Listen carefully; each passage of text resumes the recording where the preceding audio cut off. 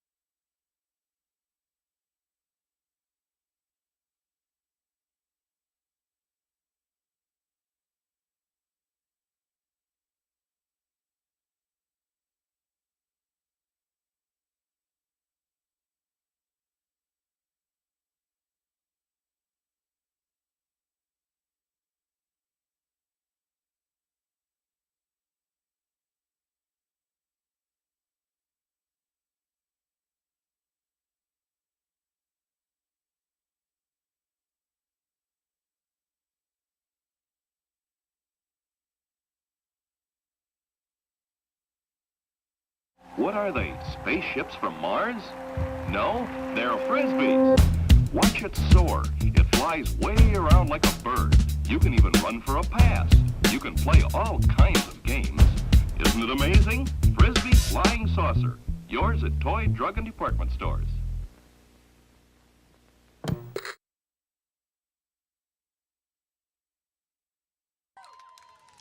All right. Hello and welcome to the PUL weekend opener for 2023. We're here in Austin, Texas at St. Edwards for the Torch and Rising first game of the season. My name is Jet Patterson, and I'm here with... Hi, I'm Chris Casella.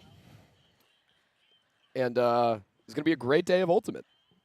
Really looking forward to it. Opening weekend. We had a great game last year between the Torch and the Rising. I think it was overtime comeback win. So looking like it's going to be a similarly great day. A little bit windy out here, but I think it's going to be a pretty good game and a very good way to start out the season. Yeah, I agree. I think both teams are excited, happy to be here. They've been active and loud on social media presence. We're excited to get this game started, and we do have a special halftime guest today. So, beautiful day to play. It is a little bit windy, so it'll be a throwers game for sure, but it's not too hot for this time of year in Austin. So, I think it'll be a great day. Yeah, it's just a little bit of wind kind of coming off this hill that we're sitting on here. Kind of blowing, going to be a little bit crossfield, kind of going to have to make the players work from the high to the low sides, kind of build a little bit of strategy into it. I'd probably say we're going to see a few more zones, especially from a shorter rostered Rising team. But Torch has enough legs that they should really be able to, kind of run through everything, at least for the first couple quarters, right? Yeah, I think so too. Yeah, definitely with Torch with the bigger roster here, they'll definitely have the legs. Have some big athletes and quite a few players coming off the college seasons are in shape and ready to go. So. Yeah, I think if we're talking about keys to success for today, something that Rising is going to have to rely on is going to be their athleticism. And I think last year we really saw it come out. I mean, they came down with a short roster and were able to string together that comeback. But, all these players, especially on the Portland team, are going to be, elite level club players and elite, talent both in the mixed division and in the women's division with, Boston Brood Squad and some Siege players and stuff like that. So I think that is really going to be something that they can lean into compared to a Torch team that is younger, probably a little bit more athletic, but, definitely not as experienced as some of these Portland Rising players who've played elite club for a couple seasons now. Yeah, definitely a great point. Looking through Rising's roster, looks like there's a couple of players who, for club this year, have been playing with, let me make sure I get this right, Bowie Association. I think it's a new mixed team. They had, I checked on USAU this morning. I think their first season was last year, 2022. Could be wrong. Feel free to correct me if I'm wrong. So a good mix of players with lots of experience, and we're excited to see them get started here. Looks like they're still doing the coin flip. I'm going to err on the side of they should pick wind. Yeah, flipping now. Captains for both sides tonight. Looks like Meg Duffy, Annie Ortiz, and Drea Sparza are out there. And then for Rising, their captains are Colette Pellegrini and Emma Palacio. Fairly decent turnout for a nice midday on a Sunday. About, 2,000-3,000 people here at St. Edwards. Oh, possibly even more. I would say above. I'd say above I'd that. say 3,500 out here tonight. Highest attendance event, I think, in the history of professional Ultimate. Easily, without a doubt. No, it's a smaller but mighty, and loyal group that's coming out to support Torch. There's some members of the community out of town for TEP in Columbia, doing a lot of work with Austin Ultimate down there. Some of the Austin Soul players are going to be out of town, and they usually bring a fairly big crowd out here. But friends and family. I saw was talking to some family members from Portland Rising, who flew all the way down here to kind of go and watch I think their daughter play. So it's a good turnout. It's nice to see people show out for this. Yeah, it's exciting, especially for some of these newer players who haven't played professionally yet to get some fans to see them. Gabby Queen have been around for a while with Torch and the Austin scene, but she let me know that this will be the first time that her twin sister is watching her play Ultimate at all today. So that's exciting to see the support from families. I know that is exciting for both rosters to feel supported and to feel like it's their time to show out. So. Looks like the coin flip is completed. The rules have been gone over. Teams are huddling up. We should be getting started in just a few minutes here.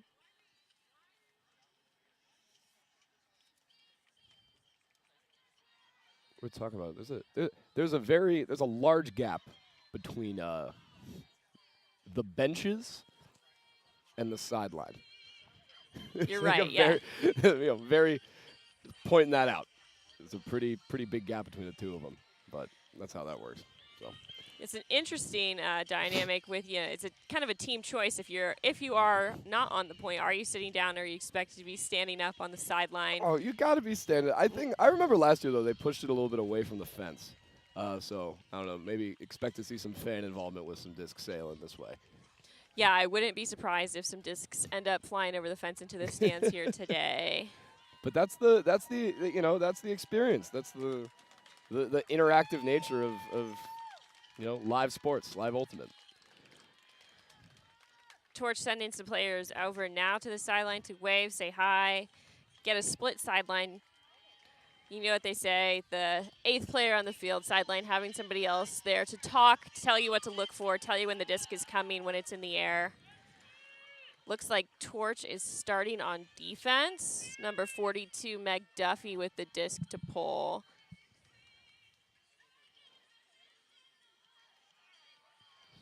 So like we said, there isn't this real upwind, downwind, but I guess this is a little bit of an advantage because if you force them flick, you're forcing them to throw kind of into the wind and into the hill, especially on their resets. So, or not really on their resets, I guess on their swing throws? Yeah, on their swings and on their downfield. So it might be a little bit interesting to see if they go force backhand here and try and get those flicks to pop up in the wind. That might not be a bad idea, but. Yeah, we'll see what the coaches are putting together for some defense plans here and making those adjustments to the wind. All right, here's Duffy with the pull. A little bit low.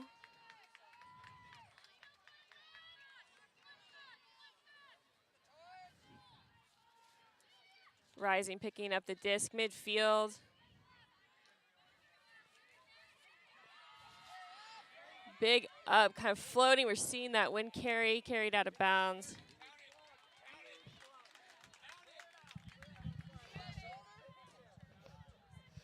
Torch's disc picking up is Shrew Liu. Looking for Drea Esparza, who has it. And looking for Atkins Threets in the D space. And she's got it for a Torch score. Torch just working it down that high wind sideline here, keeping it on the high side and waiting for something to open up and then, come down with the ball. Not a bad way to get a first break, not a bad way to start the season, not a bad way to start the game. Yeah, absolutely. And I think that one thing that Torch has proved year after year is that they have the throwers to not to give too much in the deep space, because between throwers like Esparza, Ortiz, Bjork, they're going to be able to take those deep shots. Yeah, especially out of the power position like we saw here. There was a really nice break mark to get it kind of opened up in a good little strike move there from Esparza. And they're keeping the same line. I mean, run it back. Why not, right? Short point, 2-3 throws each. Yeah, give it another go. Made it work once. Looks like number 1, Elizabeth Taylor, new to Torch this year, was on the flex roster, but here she is starting on the first few points of the game. Exciting to see some new talent this year for Torch. Elizabeth Taylor, we've also got Megan Rutledge, Maddie Easton, Olympia Walker, new to Torch this year. And that wind is picking up a little. Here's Duffy with the pull. You can see that disc fighting to get through the wind. Yeah. Coming out in the split stack again. Yuga Shao with the disc. Looks like there's a contact call. It's a pick. Pick keeping Yeah. Gilbert from making it over to Hankin.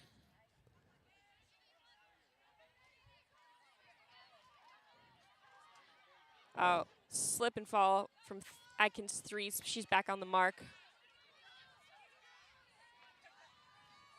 Sails over Oh. Johnson there. Little overthrow there from Knowles. Torch is picking it up and going. Esparza finds Yuntz. Oh, great run through D from 33 Yuga Shao. Oh, nice move.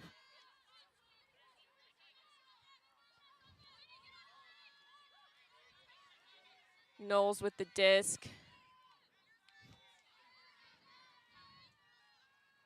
And Shao for the score. I think what we see in this point, what you can see is just the chemistry of players who have been playing pro together for years. Yeah. Easy flow, know what they're looking for, and they trust each other. Yeah, I mean, Shao was just getting pretty much everything they wanted at that point.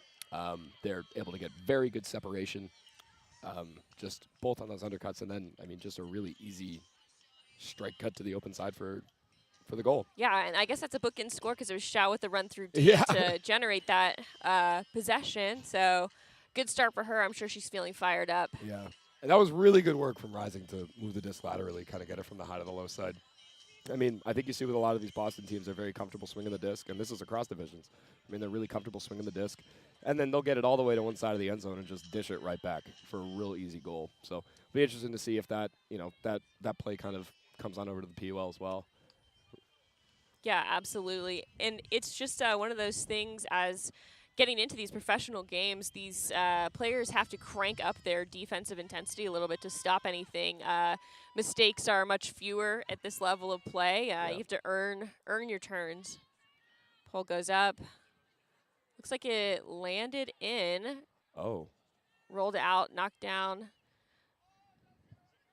Sierra Rimmer walking away from the disc so Bjork can pick up.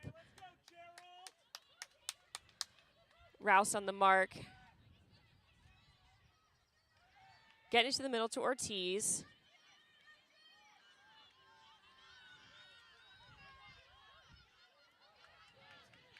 Just moving quickly down the field. Big throw from Estes.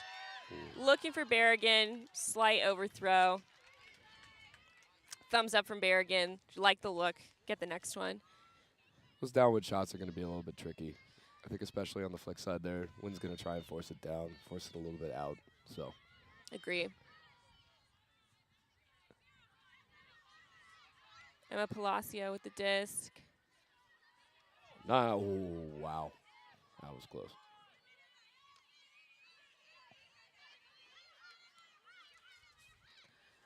Wynn's gusting again. Ryzen doing a good job just moving the disc back and forth. A little stall out here. Megan Wilson with the disc. Nice move in the reset space. Finds Rouse. Cut timing on these rising cuts is so good. Oh. Yeah. Foul called. Number 23, Colette Pellegrini. Sierra Rimmer, no contest. It looks like she's staying with the disc. A little bit of contact. That's about right, I think.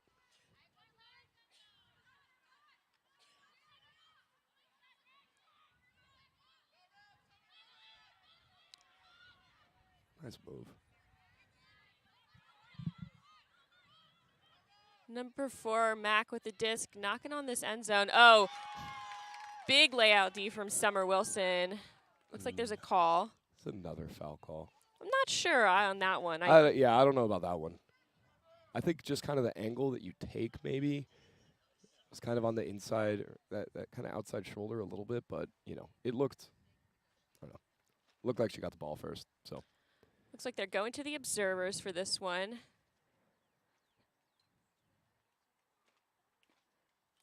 No foul, clean block. Alrighty. Well, that's why they're there, right? Right. Big So. thank you to Henry and Amy here today.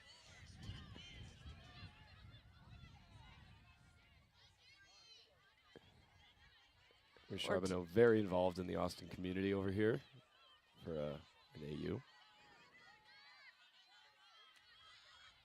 Great find in the middle of the field for Wilson. Swinging back to Bjork. Oh, just out of the reach of Estes. So far, I mean, it's just looking like throwing and catching for both teams. Yeah, and you know, it's just kind of the first game finding that flow, shaking off the rest of the off season. Saw this a lot in the first weekend of the WL as well. Really talented players that just need probably half of a game to get back in their groove. Looks like a pick called by number 2, Lise Bjork. Disc will stay. Just kind of a lot of people behind the disc for Rising. Probably should push downfield. They're going to get into their end zone.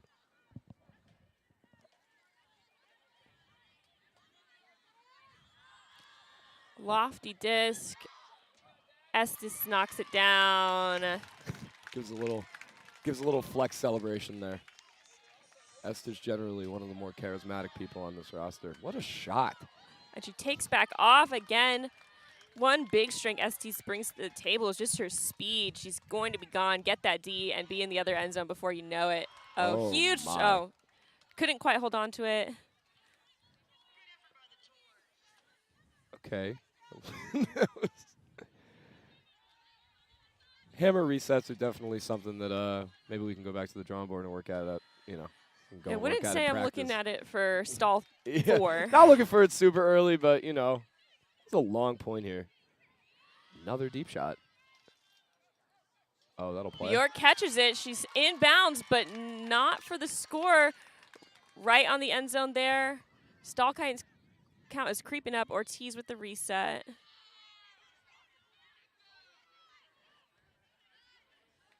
Easy pass to 99 Rimmer for this torch score. 2-1. So, I mean, that was a hold for Austin. Certainly no shortage of chances for Portland. But, you know, I mean, scoreboard doesn't really have a memory, right? So they get their hold at the end of the long point and, you know, can get their D-line back out there, which already had some success. Yeah, and even with torch scoring, I think as a D-line, you would call that, you know, a success to have a point with that many possessions, making an O-line work. So I mean, we talk about it a lot, you know, in a lot of the circles, but you know, how you're going to measure success for a defense is going to change by the level that you're playing at. If you're playing against a team that you're much, much better than, success for a defense is going to be breaks. It's going to be breaks and you know, converting on those scores. But at a super high level, break chances, being able to generate blocks, that's a big win for a defense. And both teams have shown that they're able to both generate blocks on defense and then on the turn get it back on offense with some very tight play. absolutely. Big pull coming up from Mindy Raddick. Learning about midfield. Nice little sag look here from Torch. Trying to take away anything downfield. Great decision with Stedman in the middle. Oh, there we that's go. a point block.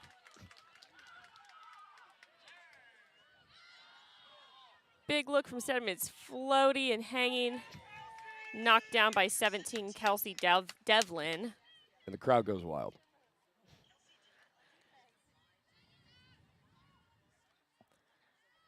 We've seen some of this from both teams. The wind is just picking up those. Oh, nice bid. Nice grab. That's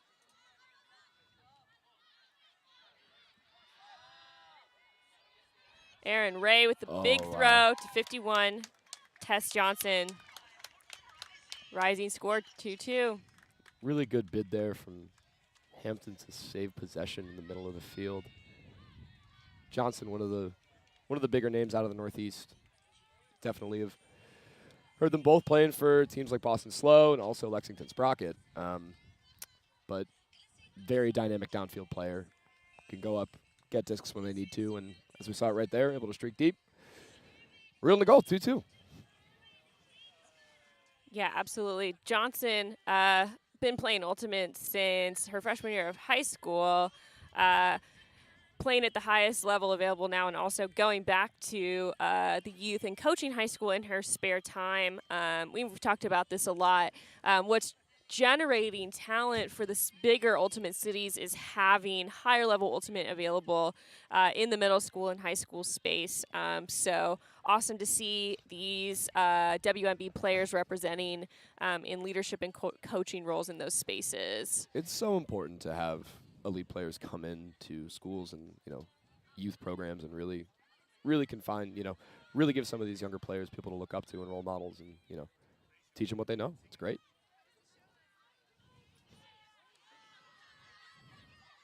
Ortiz looking for Quina.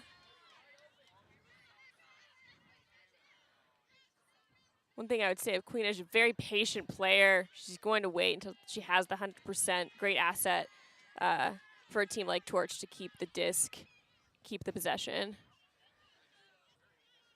Torch looking to work the disc to the middle. And they do. Nice move. Quina for the jump in for the score. Oh, Henry, looks like observer's calling her not in. Some conversation, disc is not live. I think a violation was called by 4 on Rising Mac.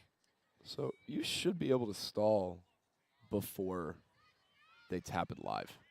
So I think that's where the argument's coming in.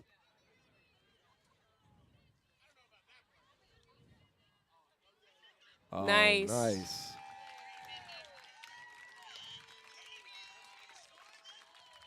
Jaeger, an owner from Torch. You're alert for the score. Jaeger making sure it gets done year after year, a very consistent player. Another person that's constantly pouring back into the community. Coached Firewheel, Austin's newest developmental WNB team.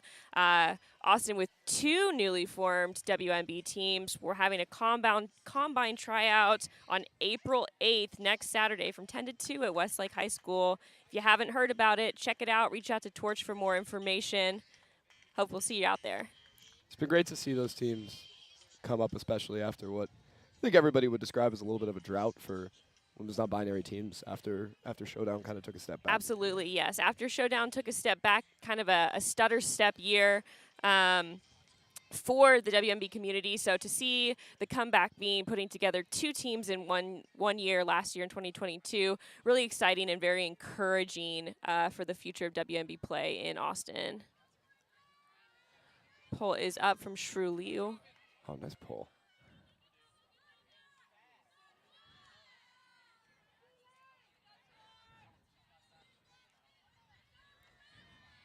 Portland really favoring this kind of side stack look, which I'm a big fan of. I mean, you can put all your players on the high side of the field right here with this wind, and you can just give all the lanes to cut in the easier direction to throw it.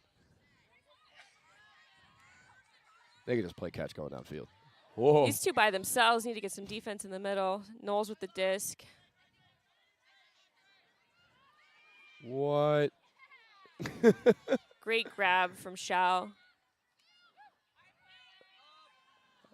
Oh, almost.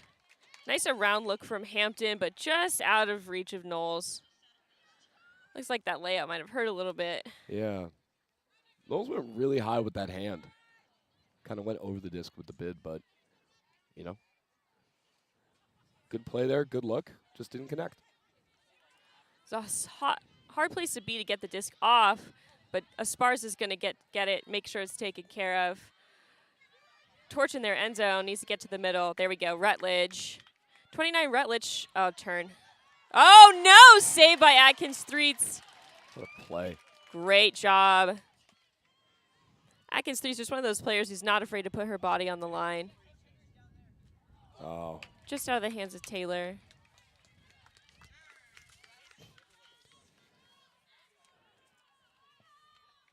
This wind is just a little tricky. And it may not necessarily look like it on that stream, but it's gusty, and we're a little bit up, and once you kind of get it, like I said, coming off the hill, it's a little bit weird. So yeah, just enough to affect where you think it will be for your hand to catch. Knowles with the disc for Rising. Oh, nice grab. Tess Johnson with the snag. Great shutdown D from Esparza. Nice. Duffy getting some fingers on it. 42 Duffy captaining Torch as well as captaining Vengeance, the higher level WNB club team in Austin this year. Just out of the hands of Threets.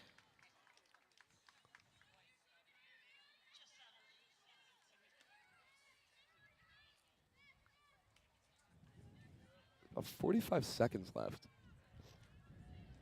So, I believe PUL rules dictate that you finish out the possession. That's right. So what Torch really wants to do in the next 30 seconds is get the disc and keep the disc. which they have the chance to do. Looks like they're going to have plenty of time as long as they can play Chile and keep possession of the disc. They'll have all of the time in the world to finish for a score here. And they are very much taking their time to burn the clock. Torch also wants to go ahead and let the clock run out here to not give Portland even a chance. And that's time. They'll get this one possession.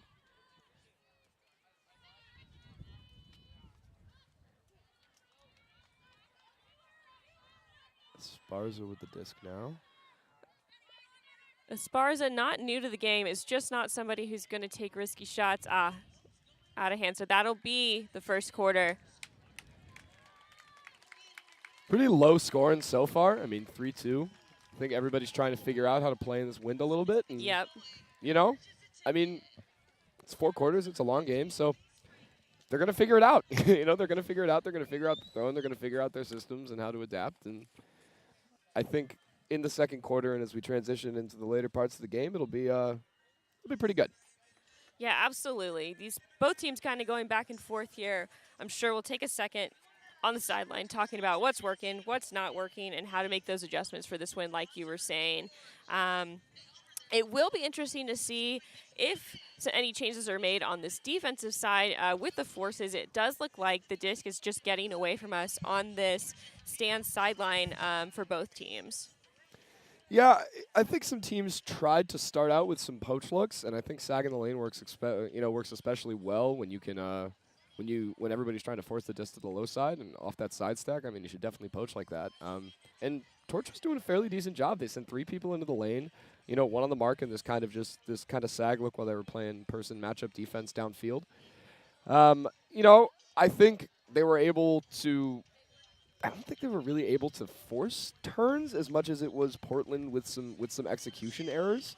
But I mean, if it ain't broke, stay with it, for the time being, or break it. Take your pick. Classic phrase. Exactly. If it ain't broke, stay with it. If it ain't broke, stay around. Taking a look at the stream here, see if any comments from listeners. Let me take a look here. Give us a second. Oh, boy.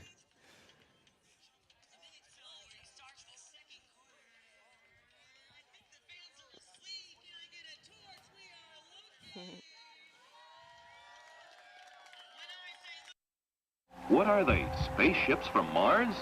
No, they're Frisbees. Watch it soar. It flies way around like a bird. You can even run for a pass. You can play all kinds of games. Isn't it amazing? Frisbee Flying Saucer. Yours at toy, drug, and department stores.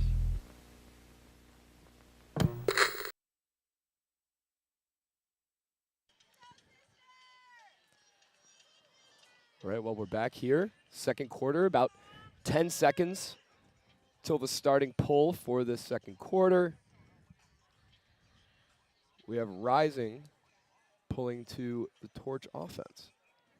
Big shout out to our fans watching at home. Elizabeth Diamond's mom, Patty. Go Elizabeth, go Torch. This is so great for us who live far away. We're glad to be here, glad to be able to share this game with Torch fans who live abroad and Portland fans who weren't able to fly down for this game today.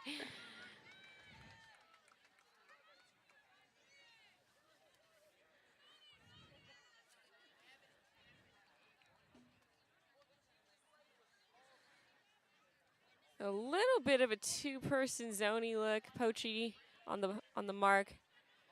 Annie Ortiz and Elise having no problem with that. Oh, contact call. Oh. Number 4, Mac from Rising, going back over, discussing. Bjork calls a strip there, it looks like. No Uncontested. contest.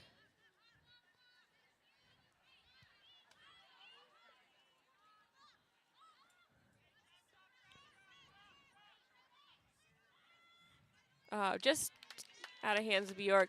Looked like the wind kind of pushed that disc down. It was a good look. Good cut from Elise. Hand block from Bjork. Great opportunity for Torch right here on their end zone. That's big.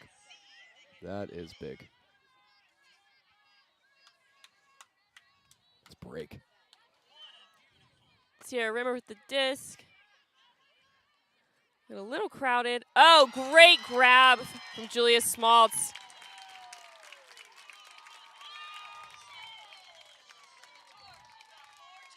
That's such a tricky throw to pull off, that little inside. I mean, we always talk about probably one of the most turned over throws in Ultimate, but they execute it there. Yeah, Maltz gets up, gets the hold, and now they're up 2 goals. I had some hesitation as well. That disc really popped up, but the height matchup there was really there, and Julia Smaltz came down with it. Definitely something that Torch has going is a good number of players who have a height matchup.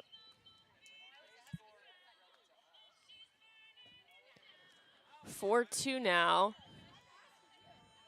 Torch with another chance to break. Both teams going to be holding in this downward direction for the time being until one of them can really convert a break. That's probably a good thing, I would say. You know, having the wind at your back when you need to score the most. Yeah. So. Got some of the newer players out on the line for this point. Maddie Easton, as well as Olympia Walker on this line. Yeah, younger D-line here from Torch. See that sag look again. Yeah, coming in with a little bit of a 3-person zone here. Yep.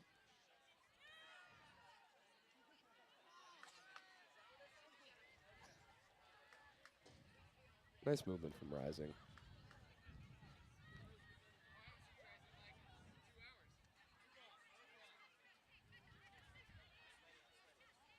They're throwing into these power positions, but there isn't really anybody going deep just yet.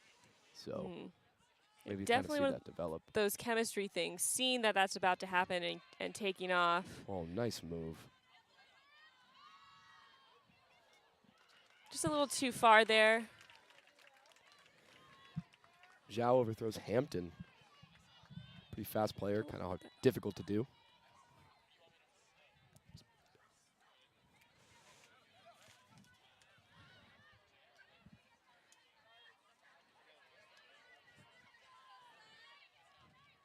Maddie Easton with the disc. Olivia Walker looking open in the deep space. Nice defense there from Rising.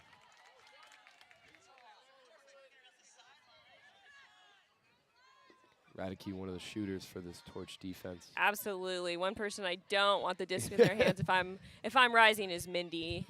Another hammer reset.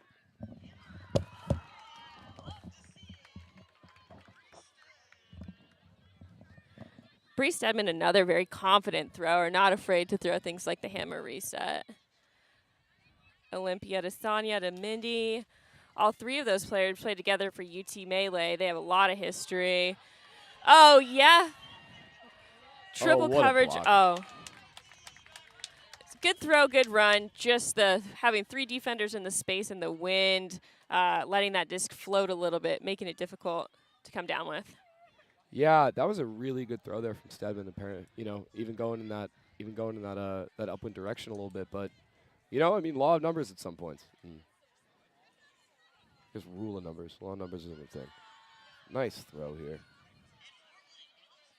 Easy run. Someone's going to need to go with 23. Yes, Sonia. Stojcic takes off to cover that deep space.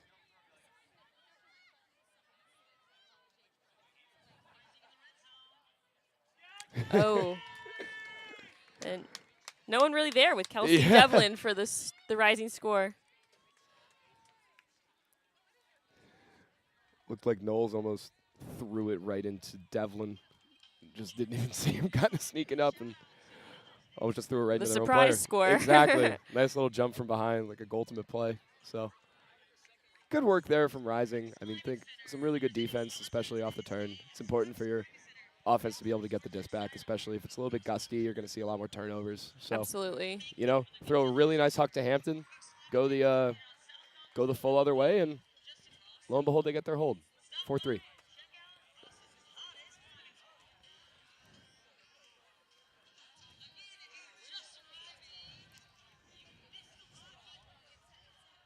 Still a fairly low-scoring game, but given the conditions, it's not surprising, I would say. Yeah, not unheard of, especially with this win, to have points that have the possession back and forth and back and forth.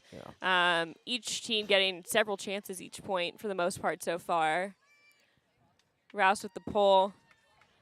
Oh, really nice pull there. Great pull. Yeah, Rouse known for being Yeah. able to just eat it all the way down the field. This little zone look here from Rising. It's exactly where they want him. Really Emma good move. finding Summer Wilson in the middle of the field, exactly what you want to do on that sideline. Find a way to get it back to the middle, give room to work. Big around from Ortiz to find Rimmer. Another around. Stays in bound. Oh, what a throw. Ortiz to Smaltz with the hammer. A classic.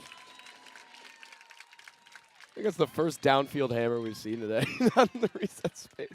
It's a We'll really nice take look. it. Nice over the top. Find your tallest player on the field and throw him the ball. Yep. That's a nice hold from Torch. I think they did a really good job working through that rising zone. That rising zone is a little bit of a trap, it looks like. They want to put him on that kind of, they want to put him on that lower sideline because it is still a little bit of a crosswind. And, I mean, the way to beat that right, get it up over the cup and then get it back to the middle of the field. And they did exactly that, and they find a nice goal. Yeah, absolutely. You could even say that Torch burned that zone like the books in the American Classic, Fahrenheit 451.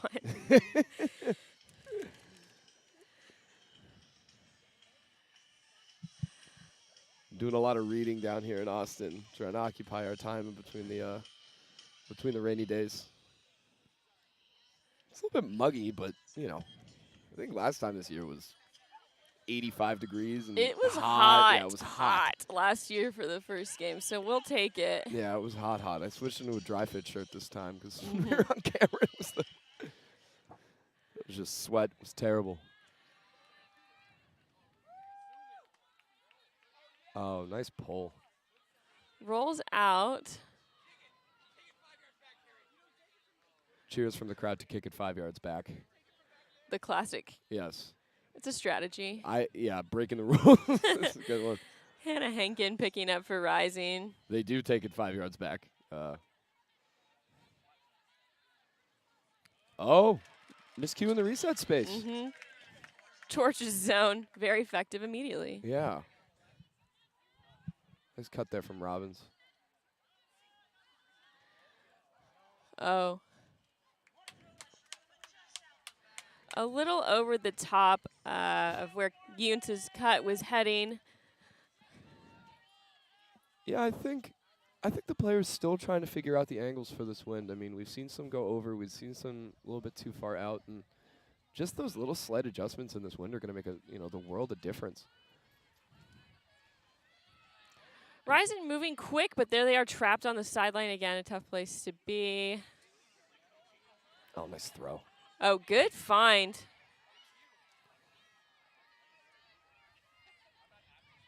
Aaron Ray with the disc.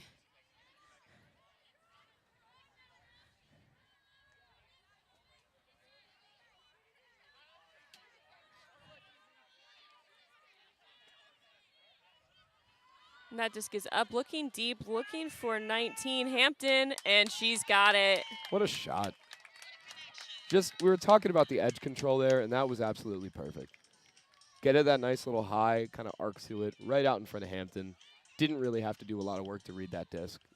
Just fell right into her hands. Yeah, in That's a that goal. downwind space, letting a player like Hampton be so many steps away makes it a little too easy. So we'll see what adjustments Torch make to taking away those downwind deep shots. I mean, typically when you're running a poach like that, you wanna force everybody into the bracket that you're running, and it looked like they were kind of under them for a couple of those throws. I mean, you saw Johnson streaking deep as well, but they opted to not throw over there. So, just a little bit of an adjustment, and I'm sure Austin Walker, the coach, is going to talk about that defensive positioning.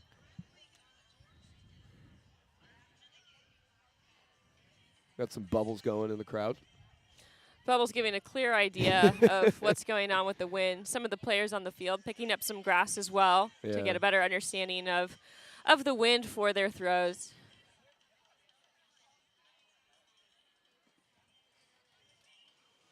Comes the pull from Rising.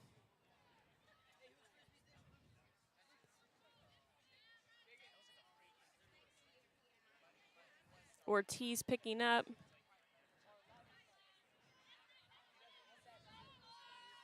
Switching the force here for Rising, going with a backhand now. Nice scoober. Ooh. Oh. Good look from Elise. That's one of those throws you hate to see, where it's really pretty, gets off, and then just a little routine drop. And those things happen. Yeah. Definitely can affect the mental game, but these players have been around the block, I'm sure. Just pop right back into it. Almost with the D by Elise. Rouse with the disc right on the end zone line here. All right, Rising score. 5-5. That's a big, I guess you can kind of call it a little bit of an upwind break there for Rising. I mean, just a very routine miscue in the reset space, then gives Portland a disc, and then they're able to stay perfect. Able to stay perfect with their red zone offense, which is how you're going to be able to score goals here. Yeah, absolutely. It's one of those things, that the strike cut is coming 3 in a row, and on that third strike cut is where the step just happened, and they were able to maximize there. And that's such a hard spot to score in, too. I mean, you talk about it a lot in practices when you're trying to tell your players, like, that corner is where a lot of turns can occur because you get so excited to just kind of do these little dish passes right on these uplines, and it's small windows, and people can make blocks or poach off or, just real quick doinks. But not for Portland. They did it. They convert. Now it's all tied up, and they're breaking downwind. Yeah, especially a player like Rouse, not somebody who's going to get easily rattled or feel pressured to make a bad throw decision. Deep pull here. Caught from Stedman, cutting off some of the yards. Easton with the disc. Oh, pops up. Sonia Stojcic coming down with it. Another tall player.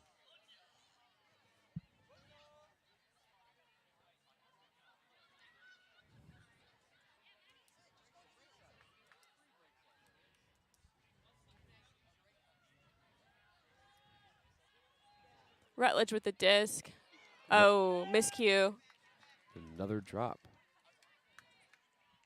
That's one of those ones that looks like where Stedman's eyes were all downfield.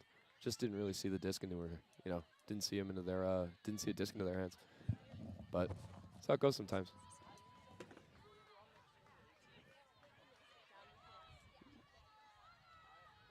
Trapped on this low sideline now. Got to get it to the higher part of the field.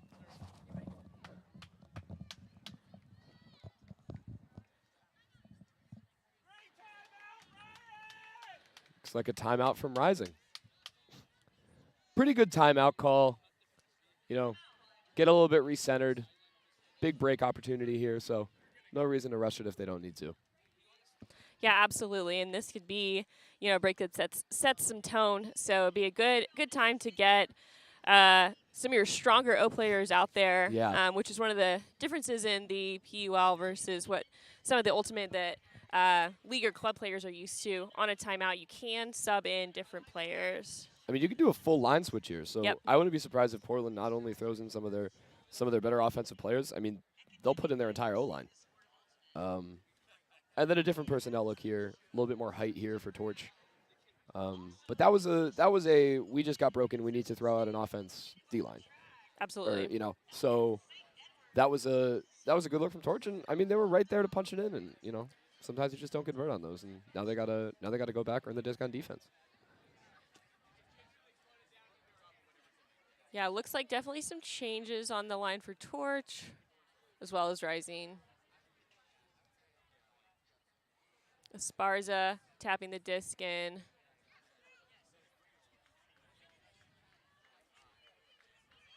I'd dig that out a little bit. Knowles with the disc. Oh, just out of the hands of Hampton. Nice pressure there from Robbins.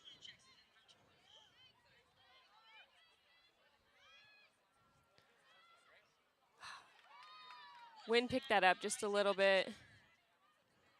There's a call. Travel called.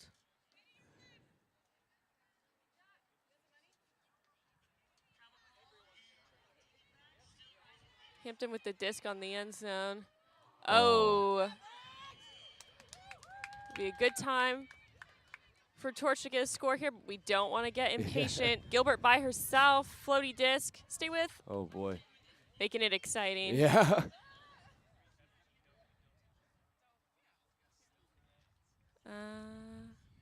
It was either a foul or a pick.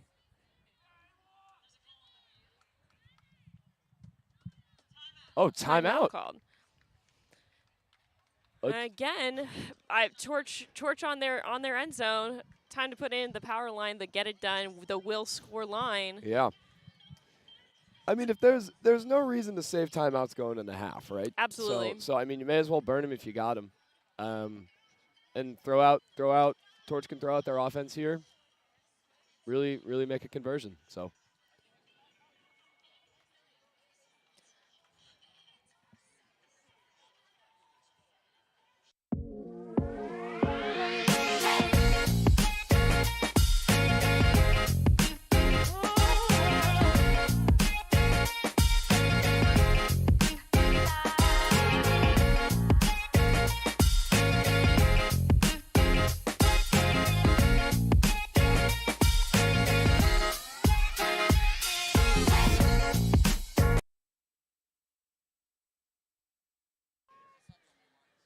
All right, here we go. Torch setting up an end zone here.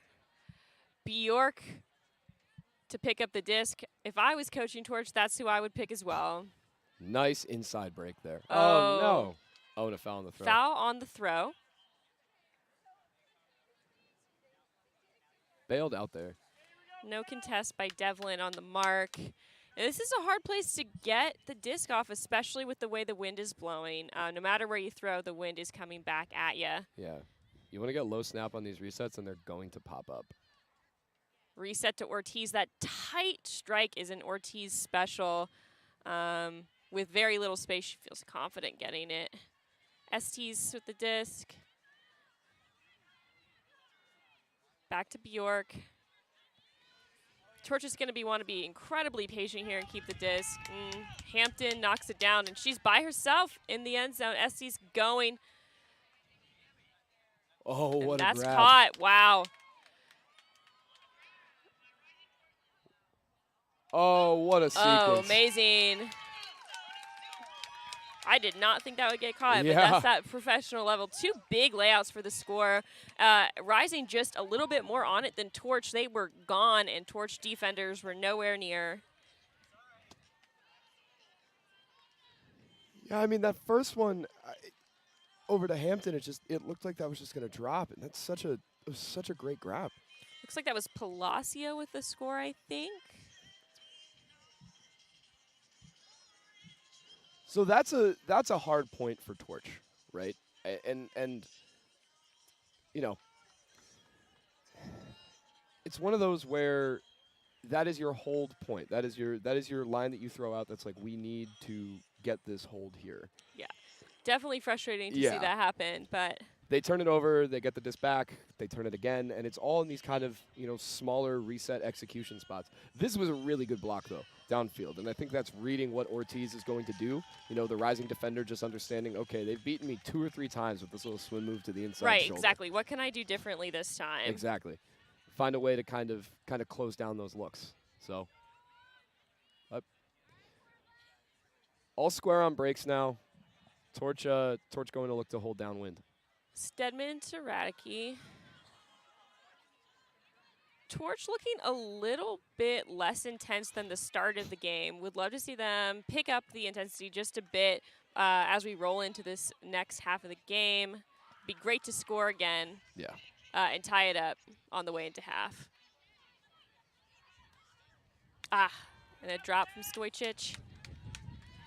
A lot of lower throws here from Torch. Difficult to catch a throw kind of near your knees, running at full speed. It's just one of those things to beat your defender to the disc and catch it at that angle. Challenging.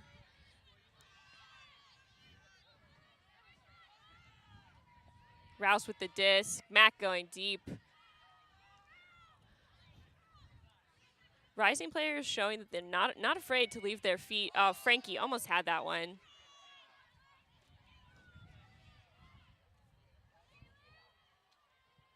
Oh, and Sky there.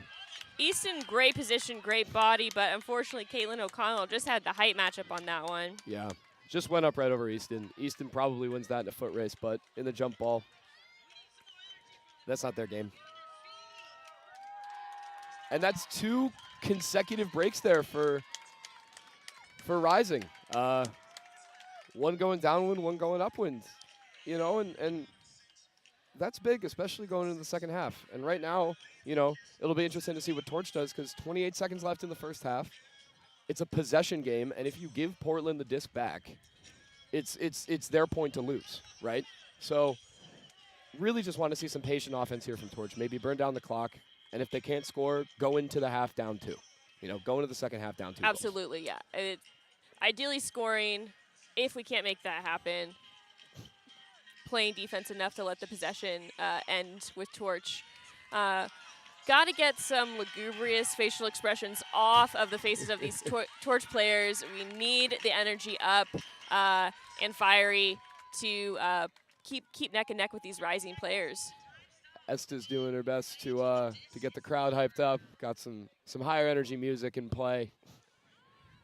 And a nice zone look here from Rising. Rising trying a zone, which we like to see. So 10 seconds left. Rutledge with the disc. Affectionately known as jamming it up the jam hole, just getting these yards. There we go. Finding MC Robbins. That is time. Torch will have to keep the disc here. Finds Summer.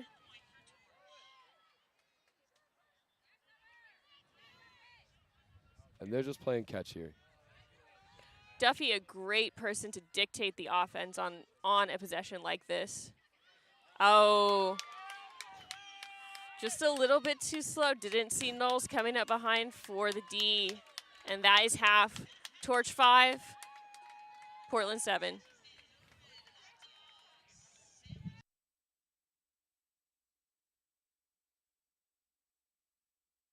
What are they, spaceships from Mars? No, they're Frisbees. Watch it soar. It flies way around like a bird. You can even run for a pass. You can play all kinds of games. Isn't it amazing? Frisbee Flying Saucer. Yours at toy, drug, and department stores.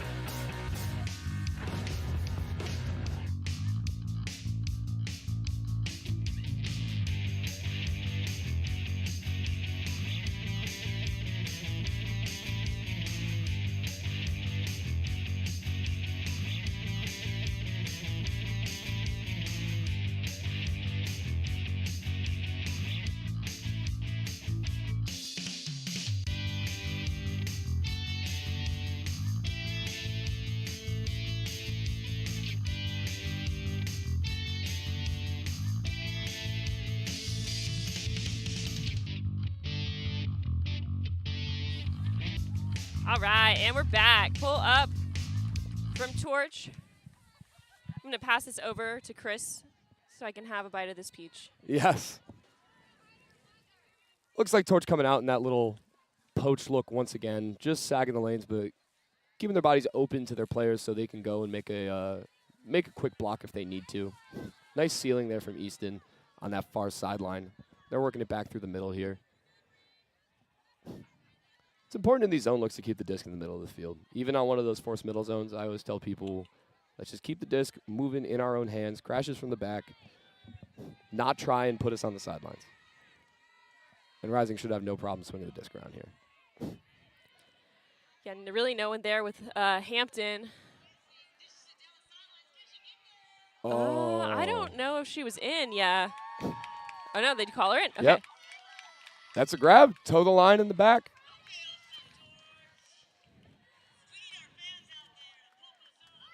Aaron Ray with that score for Rising. Plays with the Brood Squad this year. In her fun facts, wanted to let us know that they love ice cream, don't like corned beef. Really getting us the really the crucial information. Really giving us the ins and outs there. Thank you for that. That's a pretty fun fact. I guess if someone told me that, I'd be over the moon, you know? Lily on the mic trying to get the Torch squad pumped up here. Torch down 5-8 going into the second half. With Rising scoring right out the gate. Torch really needs to get some fire going here to catch back up. Tried to get an interview with Lily White. Publicist never got back to us. Hoping in the next game they'll maybe have some more time. Yeah, ideally, Lily has a sub next game, and we can get them over here. We can get them for some Q&A. We can get them on the comms. Ortiz picking up to Bjork. So good insight to Gabby Quina, to Rimmer. Finds Ortiz. Berrigan with the disc. Looking for Jaeger, just out of reach.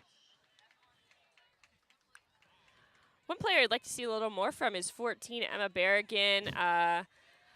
Last year, one of the highest scorers on the team, just somebody who's very active, very involved. Haven't seen too much from her this game and know that she has it in her. So we'll see what she has, bag of tricks to pull out in this second half. Yeah. I was thinking something similar. I mean, I remember last year they were attacking the deep space. No one was really able to keep up with them. But, you know, first game, got a lot of time. Don't need to be the scoring leader after the first after the first half. Right. So another chance for Torch. Good call to get it off the sideline right away. Over the top of Rouse to Jaeger. Back to Ortiz. Finds Estes. A little bump there. Emma with the disc. Berrigan. Right on that end zone. Oh, to Rimmer for the score.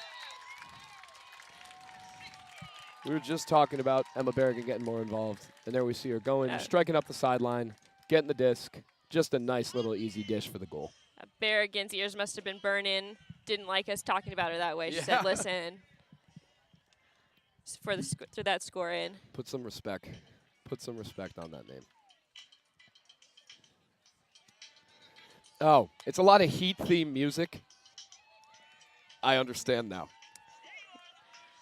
I'm a little slow to burn there this morning. Yeah, and we're back here for Torch versus Rising. Just decided to show up, I guess. But we love some good sideline jams for Rising, and on their game days, Olivia Hampton is in charge of curating those playlists. So I'd love to get added to that playlist share on Spotify and see what Rising brings to the table when they're on the sideline jams. If they could throw that out there for public consumption, that'd be Olivia, be nice. If you hear this, drop the link. If you're watching comments. if you're watching this later, if you're watching the film for some later, let us put it on the DM at Austin Ultimate on Twitter. So this poach look again. And you can see the adjustments downfield, right? They're trying to keep everybody in front of them and push them into the zone itself. And definitely that's the adjustment you're talking about. Stop letting them be alone in the end zone. It's a good adjustment. Yeah. Rising's still not really having any problem working the disc up. Oh, Up. Oh. nice catch from Hampton. Hampton again. Yeah. And Torch? maybe Go ahead. it's a commentator's curse here, but we were just talking about not letting them kind of slip behind into that deep space. And it looks like in that little transitional period where they were, you're 20, 25 yards out from the end zone. You're like, okay, should we switch to a matchup defense here? Should we kind of stay in this little poach set that we have? Looks like they were able to kind of sneak into the deep space. Nice pass there. That's a goal. 9-6, Yeah, absolutely. Just looks like not putting quite enough pressure on Olivia Hampton with those sneaky Iago, Othello sneaking in, winning the match, getting away from them. Atkins 3's a very aggressive player, somebody who can get those Ds. Yeah. It's interesting to see Hampton again and again getting these scores. It doesn't seem like a tremendous amount of pressure on her. New player, Atkins Streets. Atkins Right? 3 was here last season. Oh, they yeah, were. Okay. second season. Second season. Wind is gusting a little bit more. Absolutely. You can see the trees going a little bit in the background there, the stream.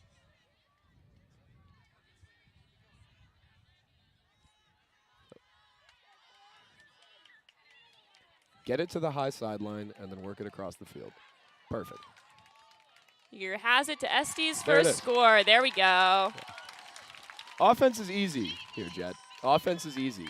They're working it up to the high side here, just punching it down, and then they get a nice easy break side goal to Estes. Yeah, absolutely. And that just kind of looked a little bit more like the Torch that we know and love. Yeah. Finding the easy, getting away, having the throws to hit the insides and the arounds. Is if you can keep the disc moving, you can have a better chance to get away from the defense, and that's exactly what they did. So. Yeah, and there's one pass that I think you're gonna have to see some of these players make, and it's this swing pass coming from the low side to the middle.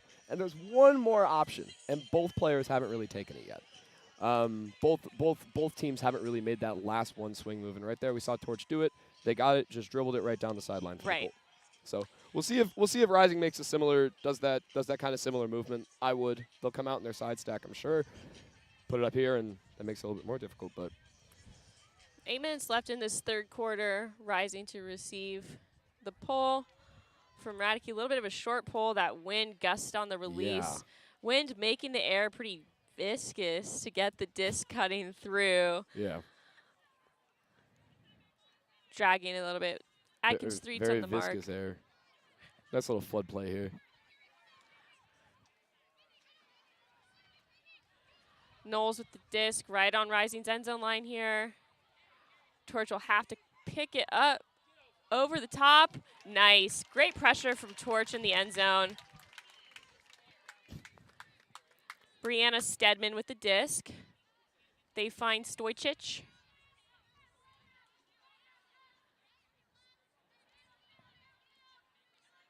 Swinging all the way across Radke. That inside to Threets. Finds Yountz. There we go. Torch looking hot here with this movement. Yeah. To Levin. To Yountz. To Stedman. Oh, over the top. Oh, not quite. It was great movement from Torch. Disappointing to see that miscommunication, a little misthrow in the end zone.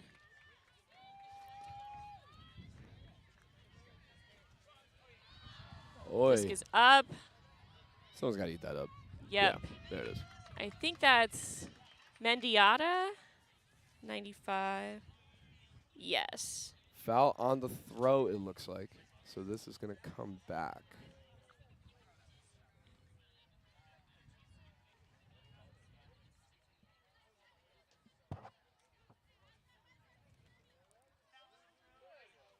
Run it back, hopefully get a little bit better of a look. Stays up there on this near sideline.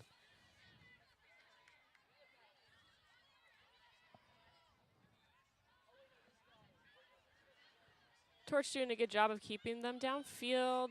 Not too much movement so far. Oh, nice move. So again, they're putting these players in the power position, and they're getting these continuation cuts. They're really doing well to communicate with the pump fake and come under. Hampton again with another layout.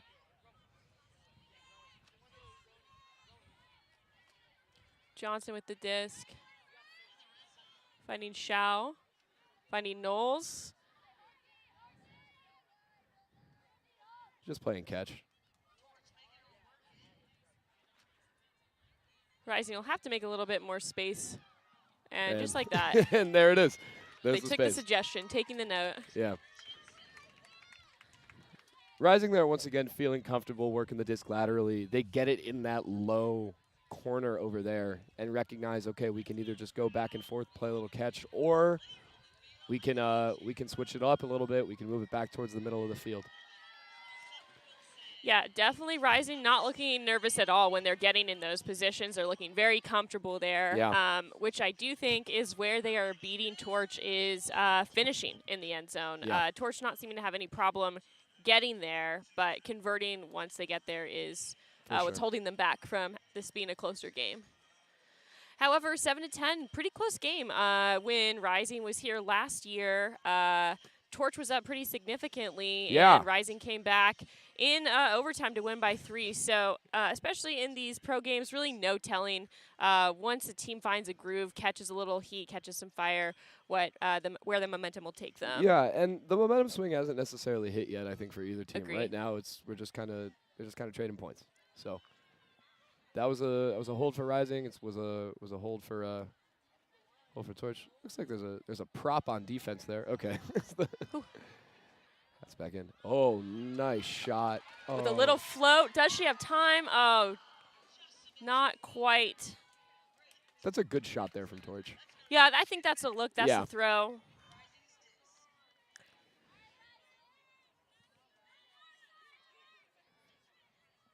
Crowd really has filled out since the game has kind of gone on. And it's Absolutely. Stands are full at St. Edward's today. A lot of picnic blankets and lawn chairs behind the stands.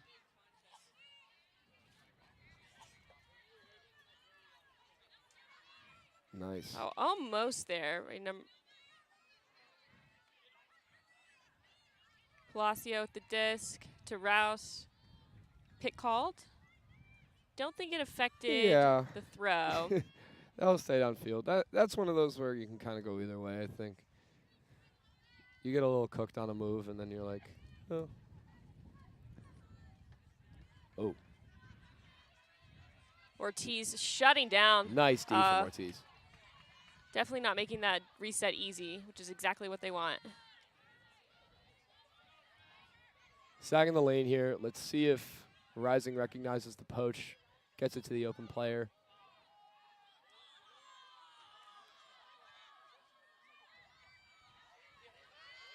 Oh. Mack with a great catch to Rouse.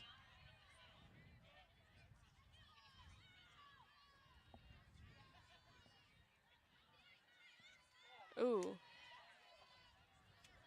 A lot of these near blocks here from Rising. Oh. Wow. That throw's a little lofty. Almost got away, but Rouse had a good read on it, came down with it. 11-7 Rising. So that was a break going in this kind of upwind direction here, especially as it's starting to gust. Not great for Torch as you're trying to kind of mount a comeback here. Obviously, still some time left in the third quarter, a whole other quarter to play. But that's one of those ones that I think you would want back a little bit. But good movement here from Torch, right? I mean, they're getting it to the positions that they want to get in, and their shots that they're taking aren't bad. They're floating a little bit, they're not floating enough, or they're a little bit too far. But all in all, I mean, I'm pretty happy with getting the disc in power position here and shooting deep to an open. And sure, why not, right? Yeah. Those throws are there. Those connections are going to happen. Looks like Coach Austin Walker for Torch making some adjustments on these lines, putting some different combinations of people together. And why not? Worth a try to see who is going to find some gel playing together. Yeah. And you have your two strongest handlers out there in Duffy and Esparza, right? I mean, two of your stronger handlers. Yeah, who I can would kind of move the ball. I would say you've got, Duffy, just the type of player who has big throws, but also just a good initiator. Yeah. And Esparza with just so much power. Oh. Nice snag from Esparza. So this is a nice set here from Portland. Torch not having any trouble. Sarah 11 down the field. And here's what we're talking about, where Torch needs to maximize and finish here. Oh, and All they right. Rutledge with her first PUL score. Very exciting. That's very exciting. She looks over the moon about it, so. Rutledge had a message for young fans. She has diabetes type 1 and has been playing with that for years, and she just wanted to send out a message to younger athletes who may be experiencing the same thing. If she can do it, so can you. Can't hold her back. She's out here scoring points. Exciting to see her out here for her first season with Torch. Dancing around, having a nice time.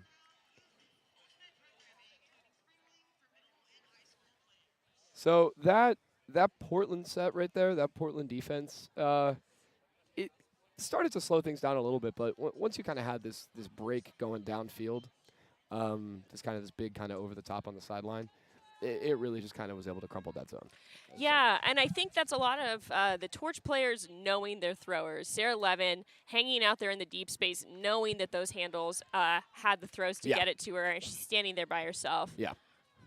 Really finding a way to spread that zone set. So.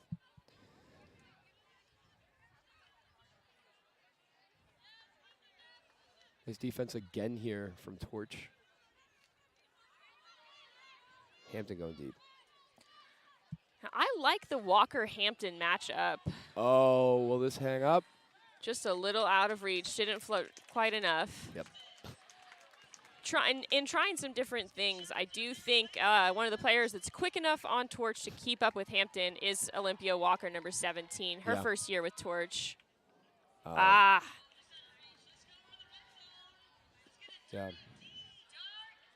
The Walker-Hampton matchup is definitely interesting. Stedman down. Is she okay? Yeah, they get right back up. Yep. 12-8 rising. Well, able to generate a turn there, Torch. I think that's pretty good pressure defense that, has a throw that doesn't necessarily hang the right way. And right now, both teams have shown that they've been able to, both teams are kind of struggling going and then going up in that direction. Being able to strike to the end zone, especially for throws that are, a little bit longer than 5 yards on these little strikes. So, you're pushing them in that direction. Maybe you get the goal, maybe you don't. So, getting the wave going in the crowd right now. Trying to pick up some energy as we get into the end of this third quarter. Let's do some spirits for Torch. It does look like you're saying, putting some intensity, making these chances a little harder for Rising. I think that Torch is making some adjustments, so we'll see as we roll into the end of this third quarter. I mean, this is going to sound pretty silly, but Austin really needs, I think, a break going into the next quarter. Absolutely. I mean, they can't go in 4 down. So. And here comes the kind of classic Torch O-line. A line that I would expect is able to get it done. So let's see what they can manage out here. Nice move there. Holster from Rimmer. Good decision. Bjork with a big grab to Ortiz, keeping the disc moving. Looking for Emma. That'll be a tough free, but can she get there? Pressure. Oh. I don't know if there will be a call. No call. No. That was pretty good defense there by the Rising player. I think they're going up. They're making a play on the ball. There's a little bit of contact, but it isn't anything that was, I think, foul-worthy. I think that's a good no call there by Berrigan. I agree. Yep. Yeah, that Ortiz to Berrigan connection, that's something I want to see more of. So I would say that's the shot you want to take. Oh, this is a big put. Just out of reach. But I think if you're in your end zone, that's kind of what you want to look for, even if it's not 100%, getting that disc. Ortiz with the disc again. Torch with another chance to score here. Would like to see them slow down. Pick called by Rising. That should stay.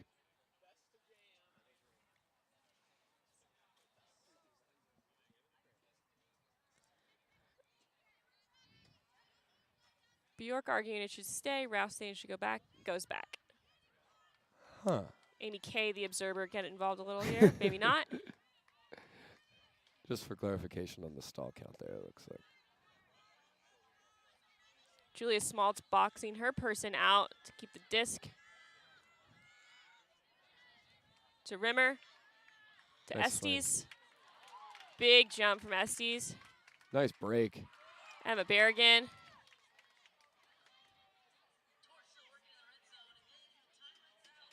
Oh. Foul called. Yep. I think that's right.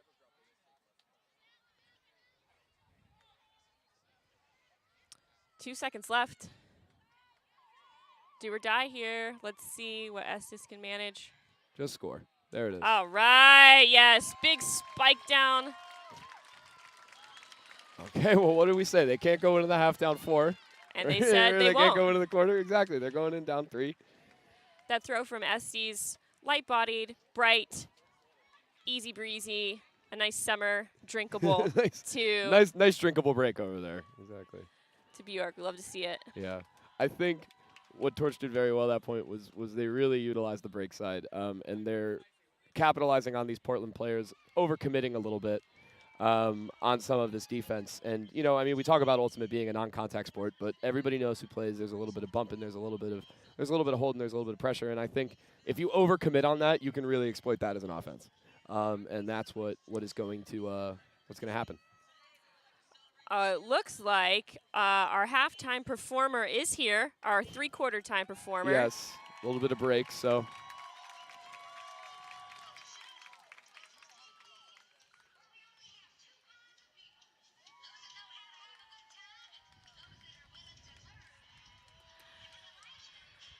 Our performer doing a dolly performance. As Dolly Parton has said before, I live feminism, I'll work it, I think there's power in it for me.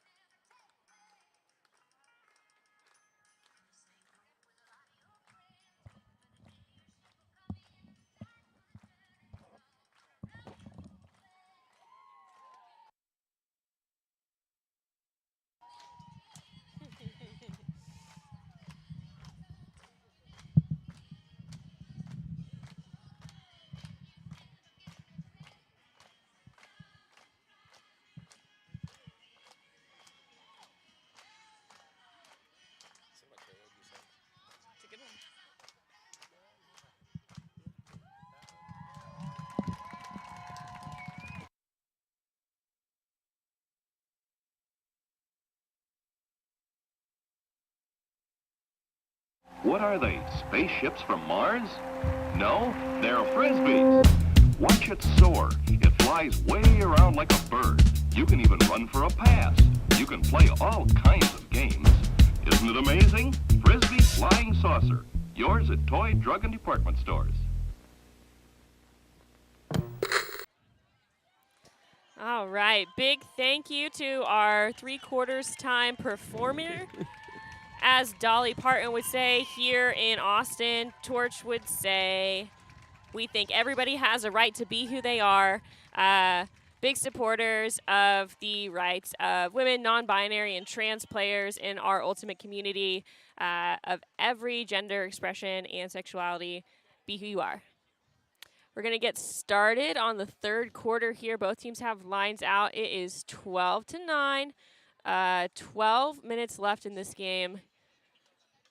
Austin receiving to get started here.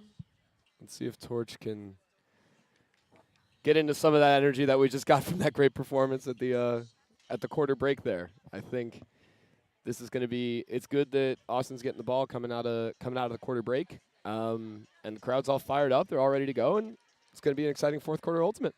Yeah, if you can't get pumped up after a Dolly Parton performer, what can you get pumped up for? Sierra Rimmer picking up the disc to Ortiz. It's a great pull. Really made it all the way down the field with the wind.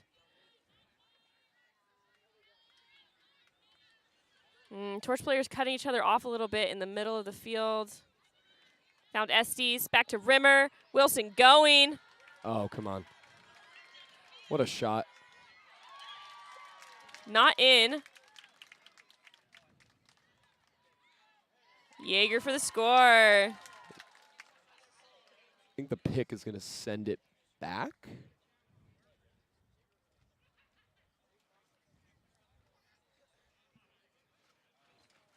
A lot of traffic through the middle there. I mean, I think these picks are common. It's just the extent to which the Rising player thinks that it inhibited their ability to go and make a block.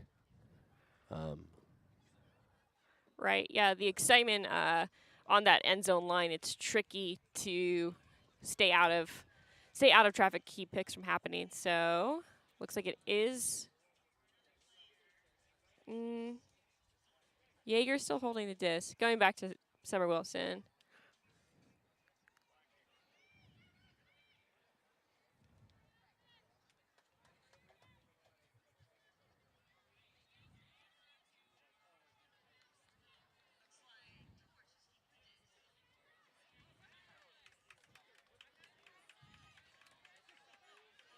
Wilson finding Sierra Rimmer. Good defense there on the goal line from Rising. Spoke too soon. Another score for Bjork. Yeah, that's a really great end zones up there from Torch, being very patient, not forcing anything.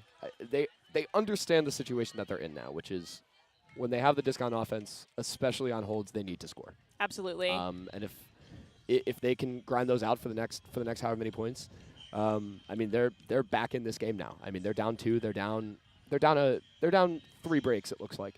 But it's going to be something that I think that if they play offense like that in the red zone, that they should have no problem doing if they can. Yeah, very they doable, can force very a turnover, in range.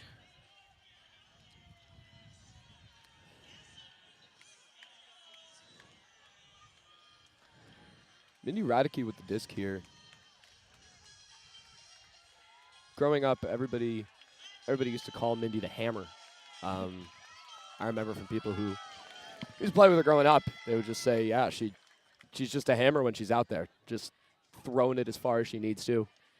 Pretty much can have her way with it and bringing the hammer down on defense, exactly. Yeah, from a young age.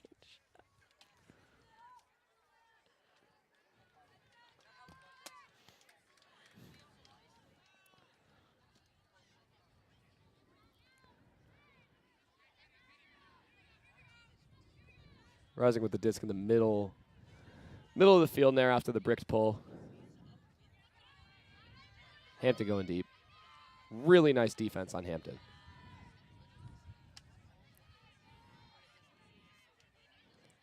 Looks like they are trying a backhand force, mixing it up a little bit here. Just trying something different. Never a bad idea. Yeah. Doesn't look like Rising's having any trouble with that. Oh, actually, there Nice we D go. there from Big D Stedman. from Stedman. Immediate shot deep. Great catch from Threet. She's a C Units on her left. Not quite. Someone needs to give her a dump. That stall has to be getting high. Oh, no. That's okay. Great run and great catch from Threets. Just some decision making at the end there. It's tricky when everybody's running towards you to make that decision of what to do next. Coming back again with that backhand force. Knowles going deep. Radice's right there. Who is going to disc float and out of bounds? That might have, yeah, that's going to come in a little bit closer than where both those players were downfield.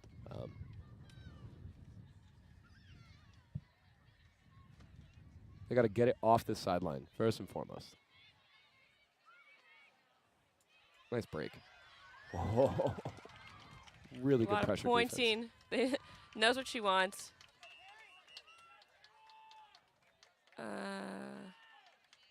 Whistle blowing. Not sure what the call was. There's a Timeout was timeout. called prior to the throw, I believe. Yeah, Coach Walker for the Torch called a timeout. A throw before that one, which I think is I think that's a good call. I think that's a good strategy move from Torch, right? I mean, taking advantage of both the ability to sub out players and also the depth of your roster. Right. That Rising isn't afforded. To go in and get this really critical break.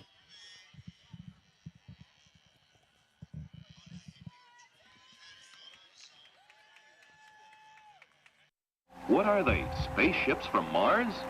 No, they're Frisbees. Watch it soar. It flies way around like a bird. You can even run for a pass. You can play all kinds of games. Isn't it amazing? Frisbee Flying Saucer. Yours at toy, drug, and department stores.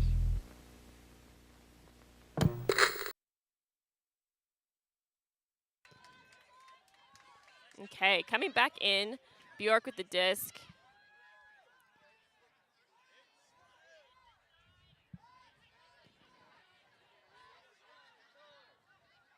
Ortiz finds Bjork.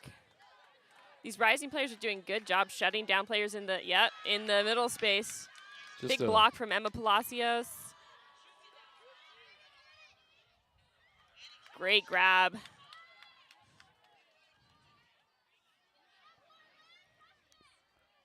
Oh, nice throw. Julia Small's got the height, though. A little bit out of reach.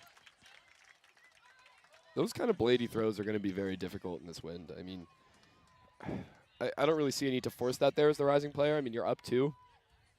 You have the legs matchup here as you have your kind of more physical D line in on the Torch against the Torch O line. So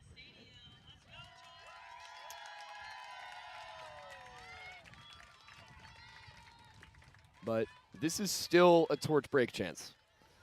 After the timeout with their O line on, they still have an opportunity to get a break.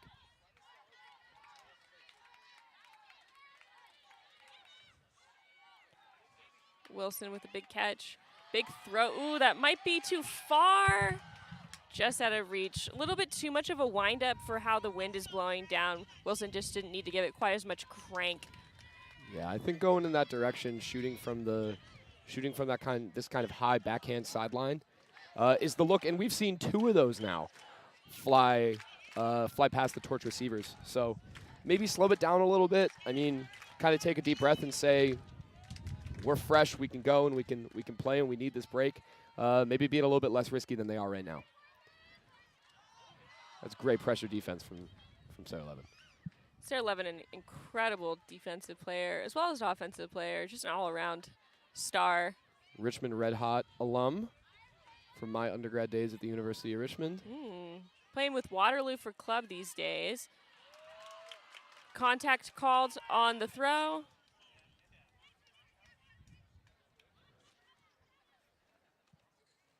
Looks like it's there's going to be a little bit of discussion here.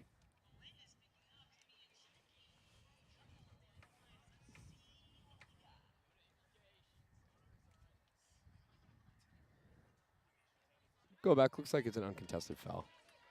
Stall coming on one. Floaty disc needed. Yes. Rimmer coming down with it. Someone in the No crowd one yells, with ball Levin. don't lie.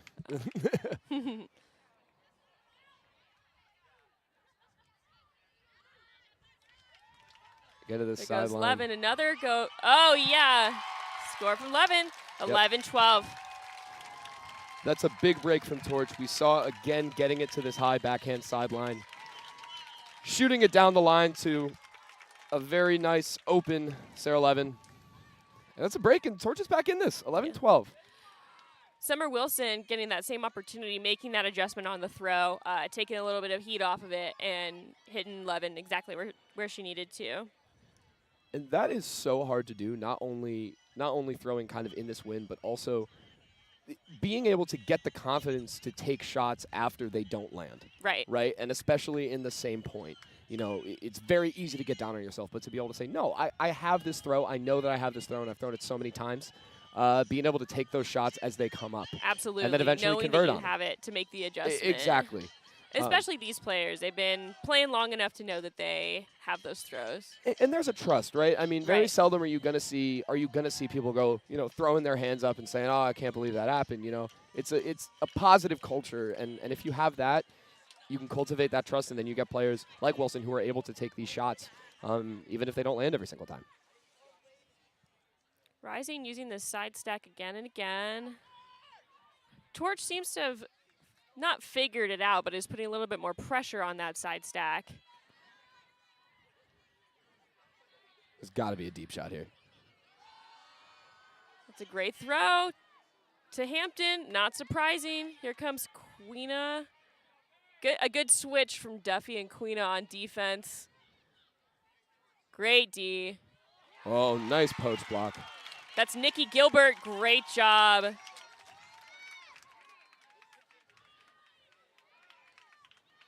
Gilbert with the disc again, a little skedaddle to keep the disc moving and back down the field for Torch. Oh, right through the hands of Esparza. I know she's disappointed with that.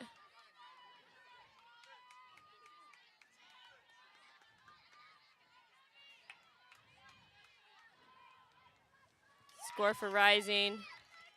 You go, Xiao. Something that was really impressive at that point was just the way that Rising was able to create space for their cutters. You saw Hampton at the front of the stack there, ready to kind of make this strike right to that front cone. See Zhao setting up her cut, and then pulls back and says, you know, I'm going to go and let my teammate do this and then be the fill as I can kind of come in. Yeah, and absolutely. I think that's really impressive, and that's very hard, and that kind of off-the-ball movement is very difficult for a lot of players. And, you know, Rising just gave a great example of a lot of their, you know, of why all these players play on elite teams up out of the Northeast. You know, it's one of the hardest divisions in the country to play in, and there's a reason they're all there, you know. So we'll see, 11-13, 5 minutes to go. Plenty of game time left. Rising consistent with scoring. Torch throwing up some breaks back to back. We'll see if Torch can pull ahead and take the lead here. Very exciting game. Love to see a close game like this as the season opener. Good indicator of the competition level that'll be in this division this year. Yeah. Let's get a more stock O-line here from Torch. Just a connection that I love is the Bjork to Ortiz.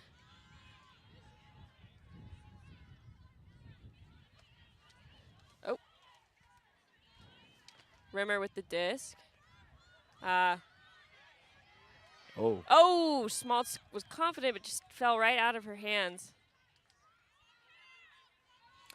I think to win this game, Torch is going to have to eliminate those types of mistakes with no one on you, dropping the disc.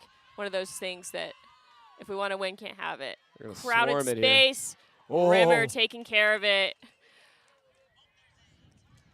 Nearly caught it off the deflection, but Rising took a timeout before the turnover. Wow. Before the throw. Before the throw, yeah. Before the throw up here. Okay. Before the turn.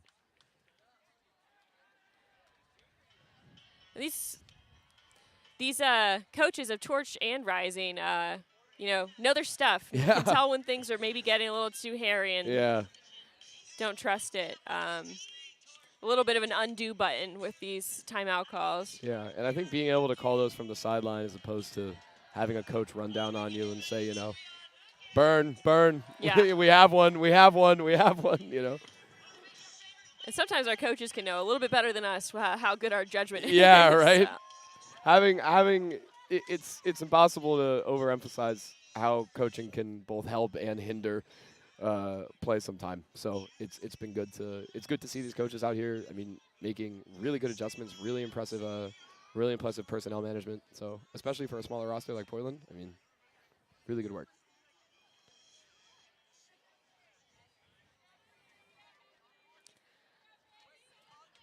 Diamond's grandma Patty really keeping the chat alive. That's really good defense there from Radicke. Forcing this kind of contested upline.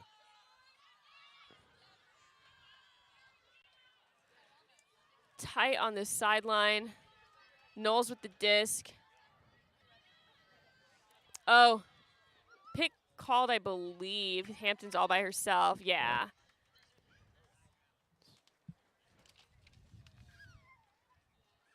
Excuse me, Aaron Ray, not Hampton.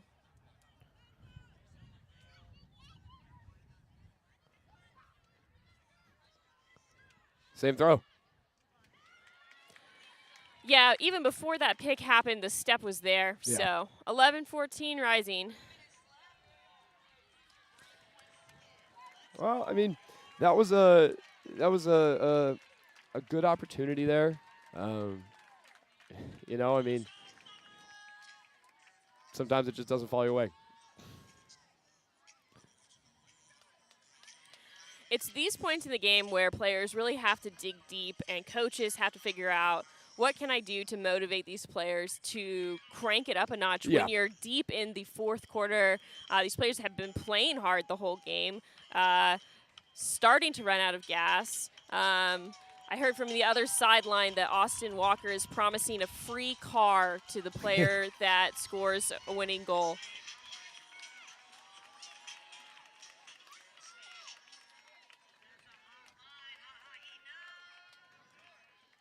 Just trying to get some energy from the crowd. Ortiz working some yards to Bjork, finding Rimmer. Oh, and just out of the reach of Schmaltz there. Schmaltz back with Torch this year, probably just kind of settling into the groove. I would imagine. Oh, there's a turn. Contact call. From here, it didn't look like that contact affected the catch, but, I'm too far away to say. Yeah. Contested, I think? It was a foul on the throw, right? I believe it was a foul on the catch. Oh, Emma had some contact, Berrigan had some contact with Palacios right before the catch, and it did not complete. Nice inside shot there. Mac, number 4 at the disc. Rising right here where they're comfortable. Torch needs to crank it up to shut them down. Great shutdown D from Schmaltz, but that around throw still connecting.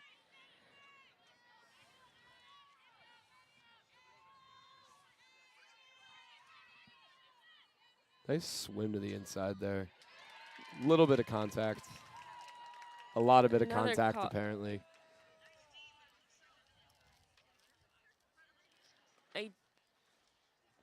Gayer's arguing that it was disc first, it looks like. Looks like it was on the jump, and they felt the contact, so.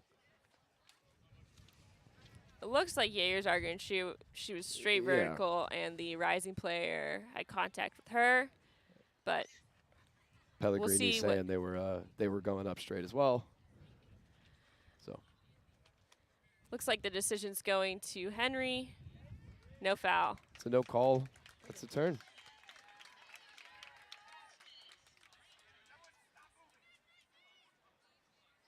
Torch able to get the disc back here. This is still an 0 point for them.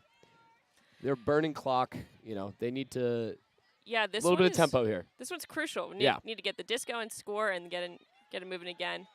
Jaeger by herself there. Be good to get to the center. Good. Little bobble, but still with the catch. Ortiz. Oh.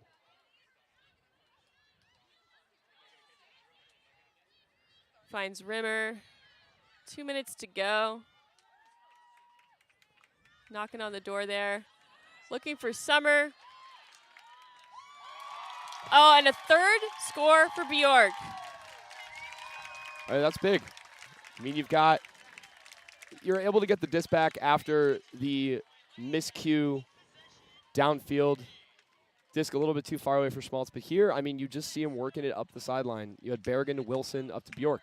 That's a big hold going upwind, and now you have a chance to break downwind to bring it back within 1. We'll see what they can do with 2 minutes to go. I would imagine that Rising will try to slow their pace on offense here and not give Torch the chance. This is kind of a similar situation to what we were seeing last year, right? I mean, you're right, you don't have to score. You need to prevent right now. And if you can swing the disc around for 2 minutes, there's no shot clock. You know, I mean, you can go out this game comfortably. And even if you burn a minute and a half off the clock, right? You turn it doesn't matter. I Right. mean, you know, Even if Torch scores, yeah, Exactly. with the 30 seconds. We'll see. Torch will be hungry. They've got their younger, faster defenders on the field right now. MC Robbins, Elise Frankie, Maddie Easton, turn generators. We'll see what happens here. Crowd cheering for defense. Oh, Defense is gonna have Johnson to- downfield by herself.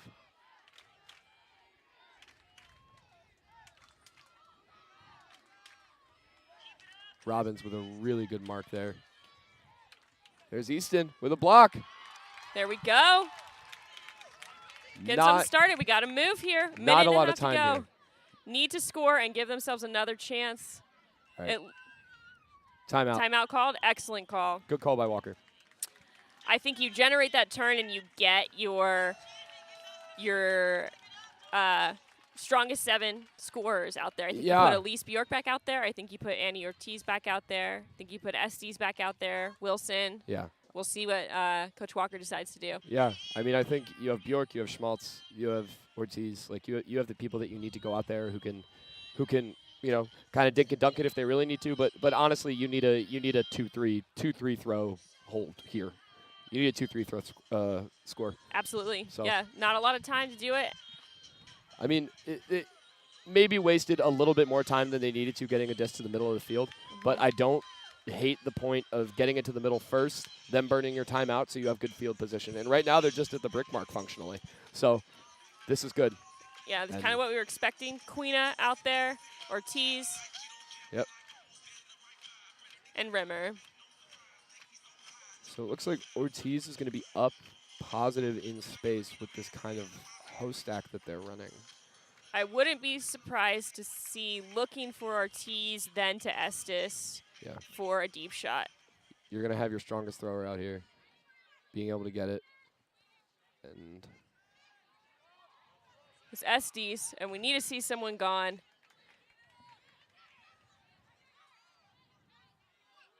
Have to score before this clock goes off here. Oh, and that's a turn. Now Portland can just take their time. There's pre-stalls that can come in, but they can take a second to themselves. Oh, and a turn. No. They need to go. Need to go right now. Let's see. We got Elise taking off. Annie's throwing it. Is that going to connect? There it is. Smaltz with the height for the score. Giving them the chance. Wow. What an exciting game. Rising players were right there, but that height match worked out. I think Elise did a good job not pushing her defender back into Smaltz's space. And a really good look from Ortiz there. You have 2 of your tallest players on the field going deep. Put it up to him. You need a goal. I mean, it's exactly what you have to do there. Yeah, need a goal and need it now. That was the right choice to make, and it connected. So now is where it gets interesting. How you're going to do the end of quarter, end of game management here. It's interesting they put Schmaltz back out there. I think that's the right look. I think that's the right call. Yep. Got some all returners on this line. Sydney Overman out there as well. Haven't seen a ton of her this game, but she is a great decision maker and a strong defensive turn and burner. Makes things happen. 45 seconds to go. Big pull from Liu. Clock starts running now. Okay.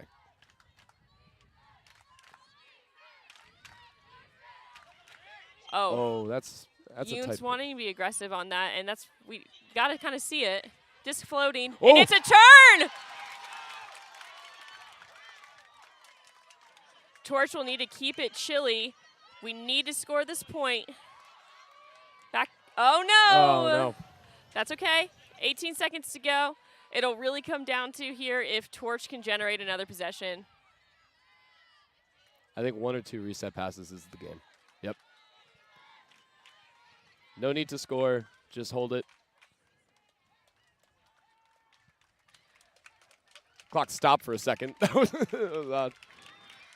Oh, you know what? I think we have misunderstood. I think at the end of the fourth quarter, they Yeah. don't finish. Okay. Yeah. They just finish the possession, and that's it. Yep. I always mix that up. So that is it. 13-14, Rising with the win. Very exciting game.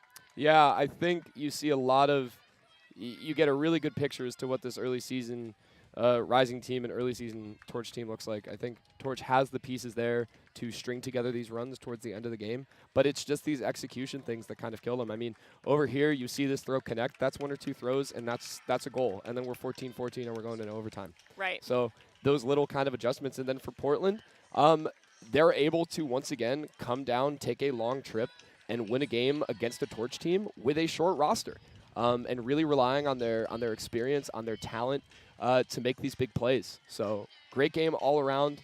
14-13, Portland. Yeah, great game. Love the competition level. Thank you guys for joining us on the stream, and we'll see you next time.